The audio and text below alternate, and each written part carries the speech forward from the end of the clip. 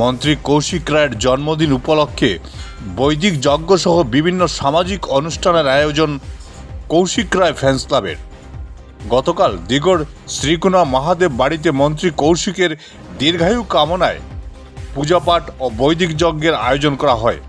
BJP Tapang মণ্ডল ও কৌশিক রায় fans ক্লাবের কর্মকর্তারা মন্ত্রীর মঙ্গল কামনায় প্রার্থনা করেন।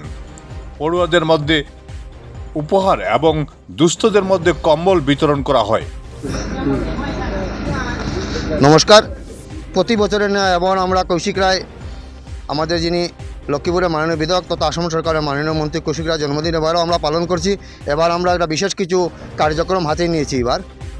এর মধ্যে রয়েছে আমাদের আজকে সকাল 9টা থেকে আমাদের দিগড় শিব মন্দিরে, তাপাং ব্লকের মধ্যে পড়ছে দিগড় শিব মন্দির, এখানে পূজার্চনা চলছে। তারপর আমাদের এখানে আজকে যজ্ঞ হয়েছে। যজ্ঞর পর আমাদের এখানে প্রসাদ বিতরণ হবে। একটু আগে আমরা 9টার সময় আমাদের বিভিন্ন আমরা যারা ওনার এই প্রেমী যারা আছি বা বিজেপি তাপাং মণ্ডল কৌশিক ফ্রেন্ডস ক্লাবের পক্ষ থেকে আমাদের দাদা আছেন বরকলা মণ্ডল থেকে এসে সব প্রত্যেক অনেক জায়গা থেকে এসেছেন।